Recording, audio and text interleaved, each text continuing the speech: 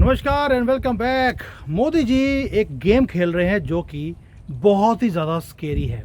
आप इमेजिन नहीं कर सकते कि मोदी जी ने अभी क्या किया है। एक फ़ोन कॉल किया आबू धाबी में और पूरी की पूरी जो कहानी है उसके ट्विस्ट आ गया। ये मोस्ट पावरफुल एक स्विंग है जो हमने किया है और बड़ी बड़ी पावर्स को हिला के रख दिया एक फ़ोन कॉल के कारण। क्योंकि कुछ किया है यूएई के साथ मिलकर हमने आर्टिफिशियल इंटेलिजेंस की जो हमारी समिट हुई थी, जहां पर वेस्टर्न पावर्स को हमने ना तो परमिशन लिया और उनको पूरा बाईपास भी कर दिया। यूएई ने अनाउंस किया कुछ, हमारी मीडिया ने कवर नहीं किया इसको, लेकिन आपको बताऊंगा कुछ 4 चीज़ें अनाउंस किया है। पैसा भी वो लगाने वाले हैं, हमारी ग्रोथ स्टोरी का पार्ट बनने वाले हैं। एक सुपर कंप्यूटर वो भारत में लगाने वाले हैं जो आज तक उन्होंने दुनिया में आपने कभी सुना भी नहीं होगा। उस पावर का सुपर कंप्यूटर वो यहाँ पे लगाने वाले हैं और वेस्ट को कंप्लीटली बाईपास करने वाले हैं। आईमैक के ऊपर भी कुछ न्यूज़ है। ये सारी मैसिव डेवलपमेंट्स हैं जो हमारे यहाँ पर हुई और हमारा जो इंडियन मीडिया है उसने कंप्लीटली इन चीज़ों को मिस किया। और मोदी जी ने ना तो कोई एक्सप्लोजन दिया, ना कोई इलेक्शन करवाए, ना कोई स्कैंडल हुआ, कुछ भी नहीं। क्वाइटली न्यू दिल्ली में एक मीटिंग रखा गया और मीटिंग के बाद आपने रीशेप कर दिया अगले 40-50 साल का एक रोड मैप। मोदी जी बोलते थे 2047 में मैं इस देश को विकसित बनाऊंगा। उन्होंने अगले 50 साल की नींव रख दी और ये चीज़ें हैं जो टेरिफाई कर रही हैं चाइना को, अमेरिका को। मोदी जी ने प्लान किया परफेक्टली इन चीज़ों को और एग्जीक्यूट किया हमारे आंखों के सामने। सब कुछ सामने है लेकिन दिखता नहीं है। हुआ क्या था, आबू धाबी के जो क्राउन प्रिंस है वो थे मोदी जी के साथ। क्यों? क्योंकि आबू धाबी की हमें प्रॉब्लम मालूम है क्या है। उन्होंने जहाँ जहाँ पर भी पैसे इन्वेस्ट किए थे वो सारे प्लेसेस मैस के अंदर हैं। इसलिए वो भारत में आए क्योंकि उन्हें मालूम था कि भारत आर्टिफिशियल इंटेलिजेंस में बहुत तेज़ी से आगे जा रहा है। इसलिए उनको अपने जो मरे हुए पैसे हैं वो यहाँ पर पैसे लगाने हैं। कहाँ पे लगा रहे हैं? आर्टिफिशियल इंटेलिजेंस में।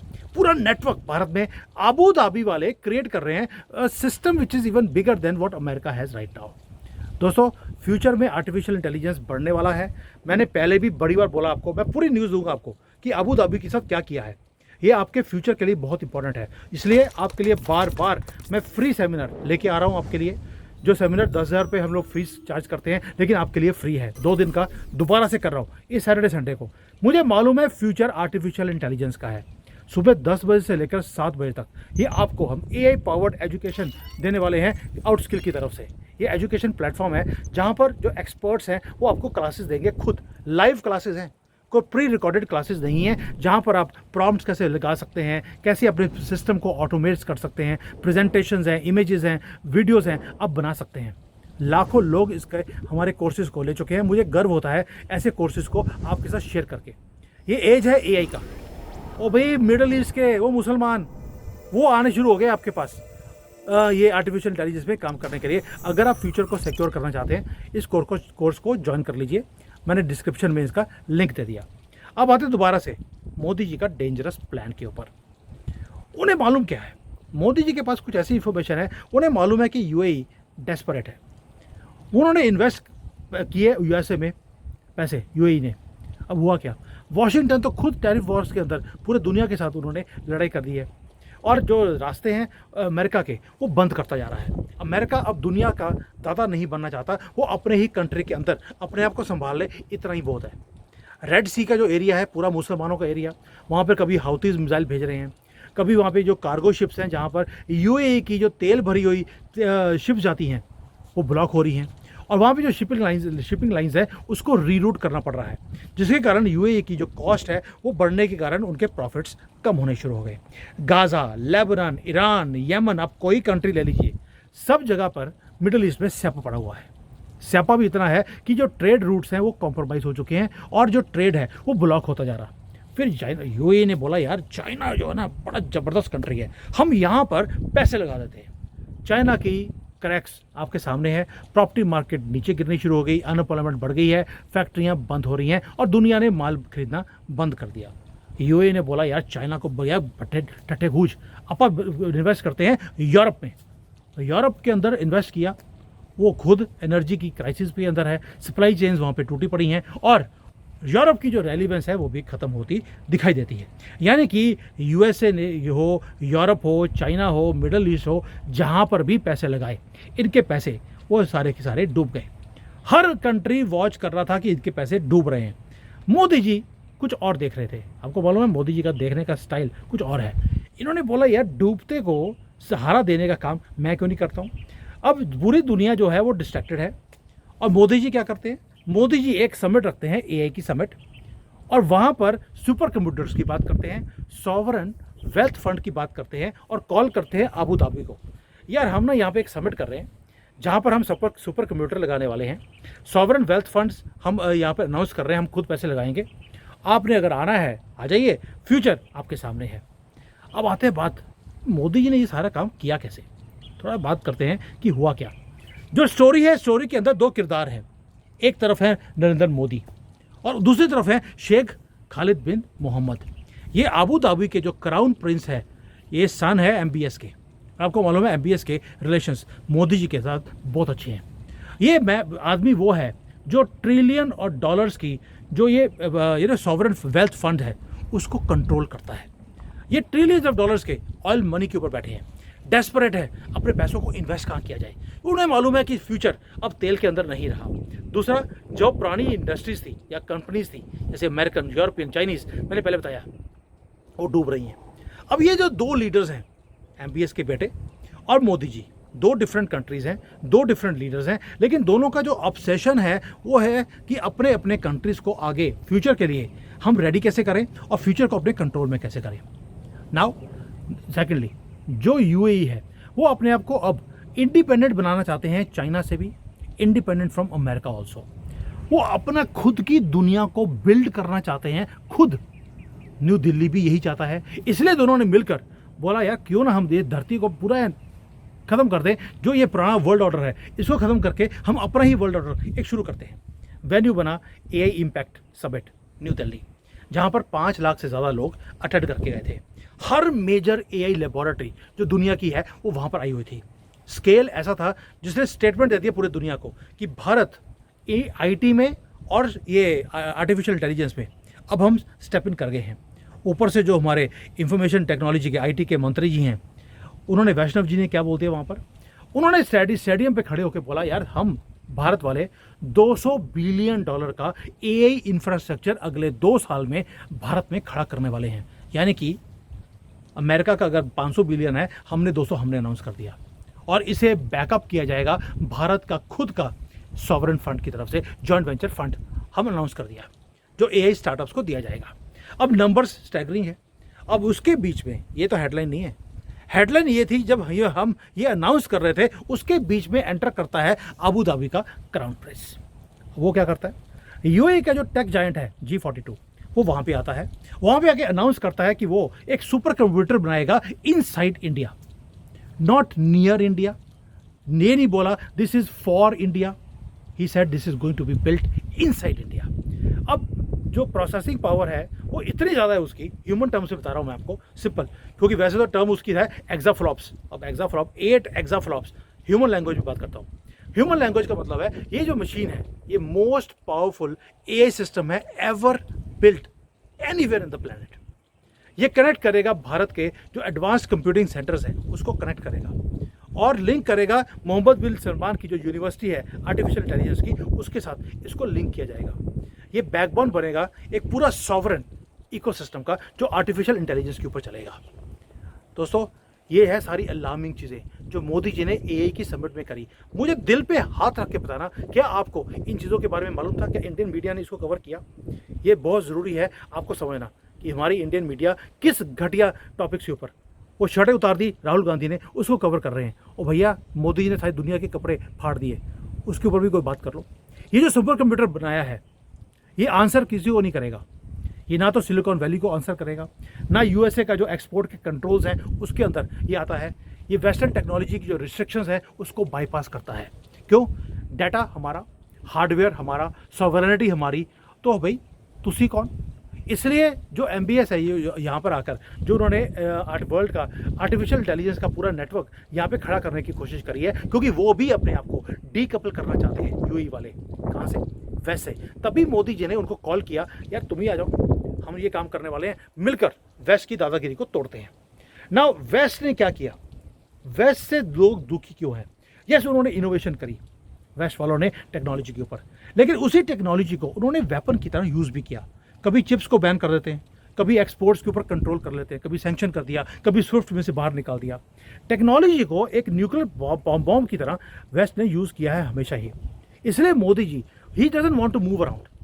उन्होंने बोला यार क्यों ना मैं डायरेक्ट चैलेंज दूं वेस्ट की सुपरमेसी को, और वही काम हमने किया। लेकिन उसके लिए पैसा चाहिए था। पैसा हमारे पास जितना है हमने अनाउंस कर दिया, बाकी का यूएई से लगवा रहे हैं। ये जो सुपर कंप्यूटर है दोस्तों, ये तो है वो है जो विजिबल पार्ट है। उसके नीचे क्या है पहले वो भी समझना पड़ेगा आपको। यूएई और इंडिया दोनों बिल्ड कर रहे हैं समथिंग इवन मोर डेंजरस, जो पुराने वर्ल्ड ऑर्डर को तोड़ने वाला है। सुपर कंप्यूटर एक पार्ट है, सॉवरन फंड्स वहां से आने वाले हैं वो दूसरा पार्ट है, तीसरा है आईमैक। भूलना मत, ये आईमैक वो है जो दुनिया बोलती थी ये खत्म हो गया, ये अब चलेगा नहीं। लेकिन वो आपको दिखता है कि भाई वहाँ पे नेटवर्क बनने वाला है, रेलवेज का, पोर्ट्स का, सामान जाएगा, यूरोप तक जाएगा। ये आपने बातें सुनी होंगी, छोड़ दीजिए। मोदी जी ने उस गेम को भी चेंज कर दिया। आपको मालूम है जब गाज़ा का वॉर शुरू हुआ उसके बाद हमें एक चीज़ समझ आ गई कि जो फिजिकल कॉरिडोर्स हैं वो कभी भी बंद हो सकते हैं, लेकिन अगर डिजिटल कॉरिडोर बनाया जाए वो कभी भी बंद नहीं हो सकता। उसे हाउतीज या जो ये बाकी के जानवर हैं ईरान के, वो इसको बंद नहीं कर सकते। तो हम क्या कर रहे हैं, हमने बोला यार फाइबर केबल जो है आप उसको बॉब नहीं कर सकते, वो अंडर द ट्रैक चलेगा। हमने एक तो क्या है कि जो रेलवे लाइन जाएगी उसके नीचे से फाइबर केबल जा रही है, पहली बात, उसके ऊपर कोई अटैक नहीं कर सकता। तो जो डिजिटल आईमैक है हमने उसको पहले ही शुरू कर दिया। अब हो क्या रहा है, हमने रियल टाइम में जो हमारा फाइनेंशियल इंटर ऑपरेटेबिलिटी है between India and UAE banking system, हमने वो चालू कर दिया। यानी कि एक डिजिटल पब्लिक इंफ्रास्ट्रक्चर को हमने लिंक कर दिया है दो कंट्रीज के बीच में। पेमेंट नेटवर्क हमने खड़ा कर दिया जो बाईपास करेगा यूएस डॉलर को। ये चालू हो चुका है, ये बाद में जाके चालू नहीं होना। और साथ में एक काम और किया, एक भारत मार्ट हमने यूएई में खड़ा कर दिया, मैसिव होलसेल का ट्रेड का हब। मैं उसी को देखने जा रहा हूँ दुबई। मैंने पहले बोला था मैं 27 को मैं दुबई जा रहा हूँ। I am going there to see ये हमारा जो हब है वो कौन सा बन रहा है, उसमें कौन से प्रोडक्ट्स हैं जो हम दुबई के थ्रू हम लोग एक्सपोर्ट कर सकते हैं अफ्रीका को, वेस्ट एशिया को, इवन की यूरोप को या यूरेशिया जिसको बोलते हैं। मैं उस चीज़ों को देखने के लिए अब दुबई जा रहा हूँ। तो अगर कोई भी दुबई वाला अगर कोई भी मिलना चाहता है, you can just send me a email, we will definitely meet. अब एक और चीज़ है, जब आप ये डिजिटल प्लेटफॉर्म बना दिया, दूसरा जब आपने भारत का मार्ट बना दिया दुबई में, उसे होगा क्या, रेड सी को आपने बाईपास कर दिया, सुएज कैनाल को बाईपास कर दिया, वेस्ट की जो फाइनेंशियल चोक होल्ड्स हैं उसको बाईपास कर दिया। ये कॉरिडोर आप रोक नहीं सकते क्योंकि ये इनविजिबल है। इनविजिबल कॉरिडोर्स को आप रोकेंगे कैसे, क्योंकि हमने डिजिटल आईमैक वो चालू कर दिया। ये है दूसरा बॉम्ब शेल जो हमने किया है। लेकिन क्या आपको लगता है कि मोदी जी यहीं पे रुकने वाले हैं? अगर उनको अबू धाबी के क्राउन प्रिंस को बुलाया है 2 दिन के लिए, कुछ और भी किया होगा। उसके साथ साथ यूएई ने अनाउंस कर दिया एक सॉवरन मेगा फंड, उसका नाम रखा उन्होंने लिमात। ये कैपिटल आएगा, यानी कि ये पैसा आएगा directly into India's deep tech companies और स्टार्टअप्स। और ये करेंगे क्या, ये यहाँ पर एक ऐसा स्ट्रक्चर बनाने वाले हैं यूएई वाले मिलकर, जो हम भी यूज़ करेंगे और यूएई भी यूज़ करेगा, और जॉइंटली हम डेवलप करने वाले हैं इन चीज़ों को। साथ में उन्होंने बोल दिया यार फ्यूचर जो है ना वो अब तेल का नहीं रहा, क्यों ना जो स्मॉल मॉड्यूलर न्यूक्लियर रिएक्टर आप अमेरिका से और फ्रांस से और रशिया से आप लेने की कोशिश कर रहे हो, जब आपके पास आएगा आप उसको हमें भी दे देना। हम भी उसको डेवलप करना चाहते हैं अपने कंट्री में, ताकि जो फ्यूचर की इनकी जो एनर्जी की रिक्वायरमेंट है मिडल ईस्ट की, वो न्यूक्लियर रिएक्टर से पूरा करना चाहते हैं, और भारत के पास वो टेक्नोलॉजीज आने वाली हैं। साथ में ये भी मैं अगर सुनाने लगूँ ना आपको तो 10 चीज़ें और हैं, लेकिन मैं मोटा मोटा बताता हूँ। एक स्पेस के अंदर भी वो बोलते हैं कि आपके रॉकेट्स ऑलरेडी जा रहे हैं, आप ऑलरेडी लीड कर रहे हैं चीज़ों को, हम आपके साथ स्पेस एक्सप्लोरेशन के ऊपर भी पैसे लगाने को तैयार हैं। डिजिटल एम्बेसी आपने लगा दी, पैसे उनके आ रहे हैं, यहाँ पे सुपर कंप्यूटर लग रहा है, आईमैक आपने डिजिटल शुरू कर दिया, स्पेस में जाने की कोशिश कर रहे हैं, न्यूक्लियर रिएक्टर्स की बात हो रही है।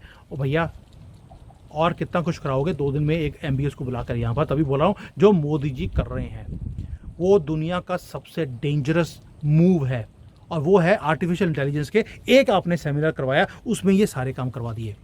और हम 2 कंट्रीज ऐसी हैं जिन्होंने कोई भी ट्रेड डील साइन नहीं करी, बस एक पैरेलल बिजनेस ग्लोबल सिस्टम हमने खड़ा कर दिया, जहां पर energy, space, AI, finance, nuclear, इनके ऊपर हमने काम करना शुरू कर दिया without signing a single document.